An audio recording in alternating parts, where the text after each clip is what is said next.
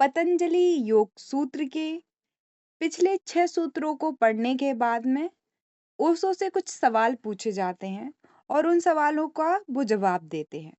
ऐसे ही एक सवाल का जवाब देने के बाद देते हुए ही वह कह रहे थे, हम केवल दूसरों को धोखा नहीं दे रहे, हम अपने आप को भी धोखा दे रहे हैं। वस्तुतः यदि हमने स्वयं को ही धोखा नहीं दिया है, तो दूसरों को धोखा दे नहीं सकते। हमें अपने ही झूठ में विश्वास करना होता है। केवल तभी हम दूसरों का भी विश्वास बना सकते हैं। यदि तुम अपने झूठ में विश्वास नहीं करते, तो कोई तुम दूसरा भी धोखे में ना हो आने वाला है। और यह सारा उपद्रव जिसे तुम अपना जीवन कहते हो, कहीं नहीं ले जा रहा है। यह एक पागल मामला है। तुम बहुत ज़्यादा काम करते हो, तुम अत्यधिक परिश्रम करते हो, तुम चलते हो और दौड़ते हो, सारी ज़िंदगी तुम संघर्ष करते हो और कभी भी नहीं पहुँचते।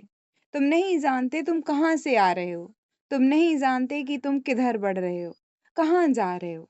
यदि तुम सड़क पर किसी आदमी से मिलो और तुम उससे पूछो, तुम कहाँ से आ रहे हो श्रीमान? और वह कहे, मैं नहीं जानता, और तब तुम उससे पूछो कहाँ जा रहे हो? और फिर वह कहता है, मैं नहीं जानता। लेकिन तब भी वह कहता है, मुझे रोको मत, मैं जल्दी में हूँ। तो तुम उसके बारे में क्या सोचोगे? तुम सोचोगे कि वह पागल है। यदि तुम जानते नहीं हैं ओ कि तुम कहाँ जा रहे हो, कहाँ से आ रहे हो, तो फिर जल्दी क्या है? लेकिन हर व्यक्ति इसी स्थिति में है और हर व्यक्ति सड़क पर है। जीवन एक सड़क है। तुम हमेशा इसके बीच में होते हो। तुम नहीं जानते कि कहाँ से आ रहे हो। तुम नहीं जानते कि कहाँ को जा रहे हो। तुम्हारे स्रोत का कोई ज्ञान नहीं है। तुम्हें लक्ष्य का कोई बोध नहीं है। तो भी तुम हर कोशिश कर रहे हो। बहुत जल्दी में हो कहीं नहीं पहुंचने के लिए। किस प्रकार का स्वस्थ चित्तता है? और इस सारे संघर्ष से ही इन सारे संघर्षों में से सुख की झलकियां तक तुम तक नहीं आती। झलकियां भी नहीं। तुम बस आशा करते हो कि किसी दिन, कहीं, कल, परसों या मृत्यु के उपरांत किसी परलोक में तुम सुख सुख तुम्हारी प्रतीक्षा कर रहा है। यह एक तरकीब है स्थगित करने की, ताकि तुम अभी बहुत दुख अनुभव ना करो। तुम्हारे पास आनंद की झलकियां तक नहीं है। किस प्रकार की स्वस्थ चरित्रता है यह? तुम अनवरत दुख में हो और वह दुख किसी दूसरे के द्वारा निर्मित किया हुआ नहीं है। तुम स्वयं अपना दुख निर्मित करते हो। किस प्रकार की स्वस्थ चरित्रता है यह? लगातार तुम अपना दुख निर्मित कर रहे हो। मैं इसे पागलपन कहता हूँ। स्वस्थ चित्तता यह होगी कि तुम जागरूक हो जाओगे, कि तुम केंद्रित नहीं हो। तो पहली जो बात करनी है वह यह है कि केंद्रीभूत हो जाना है। तुम्हें अपने भीतर एक केंद्र पाना है, जहां से तुम अपने जीवन आगे ले जा सको, जहां से तुम अपने जीवन को अनुशासित कर सको। अपने भीतर एक मालिक पाना है, जिससे तुम निर्देश पा सको, जिससे तुम आगे बढ़ सको।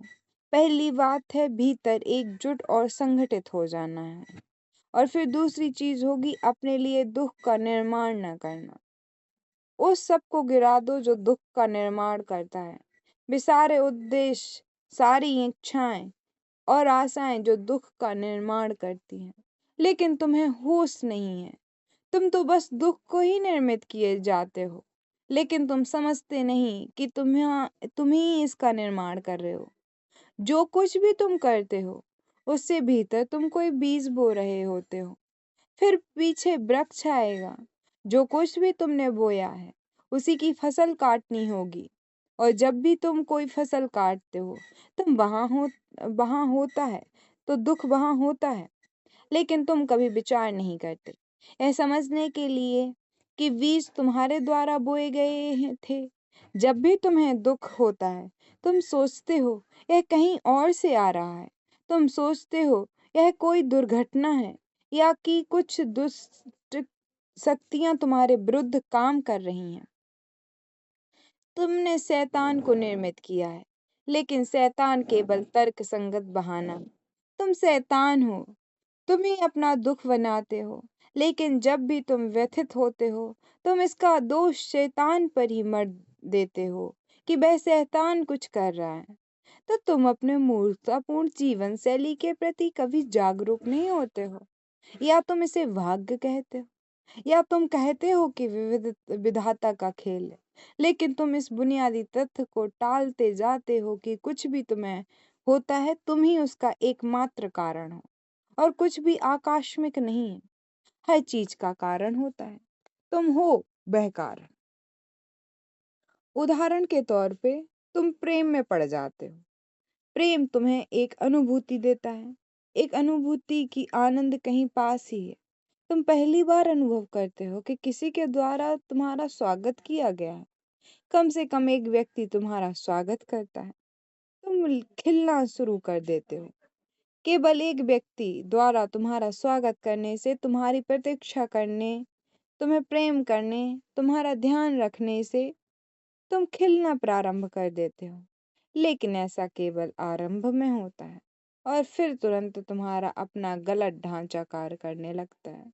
तुम फौरन पेशी के प्रिय के मालिक हो जाना चाहते हो, लेकिन मालिक होना घातक है। जिस क्षण तुम प्रेमी पर कब्जा जमाते हो, तुम प्रेम को मार चुके होते हो। तब तुम दुख उठाते हो, तब तुम रोते हो और चीखते हो, और फिर सोचते हो कि तुम्हारा प्रेम ही गलत है, किस्मत गलत है, कि भाग कि तुम पर कृपा नहीं की। लेकिन तुम नहीं जानते कि तुमने आधिपत्य द्वारा कब्जा जमाकर प्रेम को विषाक्त कर दिया। लेकिन हर प्रेमी यही कर रहा है। हर प्रेमी इसके कारण दुख भोगता है। प्रेम जो तुम्हें गहनतम वरदान दे सकता है, वह गहनतम दुख बन जाता है। इसलिए सारी संस्कृतियों ने, विशेषकर पुराने समय के भारत ने, प्रेम की इस घटना को पूरी तरह नष्ट कर दिया है। उन्होंने बच्चों के लिए परिनियोजित विवाहों की व्यवस्था दे दी, ताकि प्रेम में पड़ने की कोई संभावना ही ना रहे, क्योंकि प्रेम दुख की ओर ले जाता है। यह एक इतना साफ तथ्य है कि यदि तुम प्रेम होने देते हो तो तुम दुख की ओर ले जाता है। ऐसा माना गया है कि संभावना की भी गुंजाइश ना होने देना बेहतर है। छोटे बच्चों का विवाह हो जाने दो, इससे पहले कि उन्हें प्रेम हो जाए, उनका विवाह कर दिया जाता है। वे कभी नहीं जान पाएंगे कि प्रेम क्या है, और तब वे दुखी ना होंगे। लेकिन प्रेम कभी दुख का निर्माण नहीं करता। वह तुम हो, इसमें विष घोल देते हो। प्रेम सदा आनंद है, प्रेम सदा उत्सव है। तुम प्रेम तुम्हें प्रकृति द्वारा मिला गहनतम आनंद उल्लास है, लेकिन तुम इसे नष्ट कर देते हो ताकि कहीं दुख में न पड़ जाओ। भारत में और दूसरे पुरातन देशों में प्रेम की संभावना पूरी तरह से समाप्त कर दी गई थी। तुम तो दुख में ना पड़ोगे, लेकिन तब तुमने प्रकृति द्वारा मिला एकमात्र आनंद उल्लास गवा दिया होगा। केवल एक सामान्य जीवन होगा, कोई दुख नहीं, कोई प्रसन्नता नहीं, बस किसी तरह जीवन को खींचे जाना है। और यही है कुछ विवाह का अर्थ रहा है अतीत में। अब अमेरिका प्रयत्न कर रहा है, पश्चिम प्रयत्न कर रहा है प्रेम को पुनर्जीवित करने के लिए, पर उसमें से बहुत दुख चला आ रहा है, और देर अबेर पश्चिमी देशों को फिर से बाल विवाह का निर्णय लेना हो। कुछ मनोवैज्ञानिक सुझाव दे चुके हैं कि बाल विवाह को वापस लाना होगा, क्योंकि प्रेम इतना दुख पैदा कर रहा है। लेकिन मैं फिर कहता हूँ, यह प्रेम नहीं है। प्रेम दुख की रचना कर सकता है? नहीं कर सकता। यह तुम हो, तुम्हारा पागलपन का ढांचा है जो दुख को रचता है। और केवल प्रेम में ही नहीं, हर कहीं, हर कहीं तुम अपना मन जरूर ले जाओगे। उदाहरण के लिए, बहुत से लोग मेरे पास आते हैं, वे ध्यान करना आरंभ करते हैं। शुरू में आकाश में झलकियां कौंधती हैं, लेकिन केवल शुरू में। एक बार उन्होंने निश्चित अनुभव को जान लिया, एक बार उन्हें निश्चित झलकियां मिल गईं, फिर हर चीज रुक जाती है। तब वे रोते चीखते मेरे पास आते हैं और पूछते हैं क्या हो रहा है। कुछ हो रहा है, कुछ घटित हो रहा है, लेकिन अब हर चीज रुक गई है। हम अपनी पूरी कोशिश लगा रहे हैं, लेकिन अब कुछ भी घटित नहीं होता है। मैं उनसे कहता हूँ, पहली बार वैसा हुआ क्योंकि तुम अपेक्षा नहीं कर रहे थे। अब तुम आशा कर रहे हो, जैसे कि सारी स्थिति बदल गई है। जब पहली बार निर्भर होने की अनुभूति तुम्हें हुई थी, किसी अज्ञात द्वारा पूरित होने के वह अनुभूति अपने मुर्दा जीवन से दूर हो जाने की, वह अनुभूति भोर विभोर क्षणों की, वह अनुभूति तब तुम उसकी अपेक्षा नहीं कर रहे थे। तुमने ऐसे क्षणों को कभी जाना न था। वे पहली बार तुम में उतरे थे। तुम बेखबर थे, अपेक्षा शून्य। ऐसी थी स्थिति। अब तुम स्थिति बदल रहे हो। अब हर रोज तुम ध्यान करने बैठते हो और किसी चीज की आशा करते हो। अब तुम हो चालाक, होशियार, हिसाब लगाने वाले। जब पहले तुम्हें कोई झलक मिली थी, तब तुम निर्दोष थे, एक बच्चे की भांति तुम ध्यान के साथ खेल रहे थे, लेकिन वहां कोई अपेक्षा ना थी। और तब घटना घट गई थी और वह फिर घटेगी, लेकिन तब तुम्हें फिर निर्दोष होना होगा। अब तुम्हारा मन तुम्हारे लिए दुख ला रहा है। यदि तुम यही आग्रह किए चले जाते हो कि बारंबार वही अनुभव मिलना चाहिए, तो तुम इसे हमेशा के लिए गवा दोगे। यदि तुम उसे पूरी तरह भूल ना जाओ, इसमें वर्षों लग सकते हैं। यदि तुम पूरी तरह से असंबंधित हो जाओ इससे कि कहीं अतीत में ऐसी घटना हुई थी, तो फिर से यह संभावना तुम्हारे लिए प्रकट गई हो पाएगी। मैं इसे कहता हूँ पागलपन। तुम हर चीज नष्ट कर देते हो। जो कुछ भी तुम्हारे हाथ में आता है, तुम फौरन उसे नष्ट कर देते हो। और ध्यान रखना, जीवन बहुत से उपहार देता है जो बिना मांगे मिलते हैं। तुमने कभी जीवन में से मांगा नहीं और जीवन तुम्हें बहुत से उपहार देता है, लेकिन तुम हर देन को नष्ट कर देते हो और वरदान लगातार फैलता जाता है। वह विकसित हो सकता है क्योंकि जिंदगी तुम्हें कभी कोई मुर्दा चीज नहीं देती। यदि तुम्हें प्रेम दिया गया है, वह विकसित हो सकता है।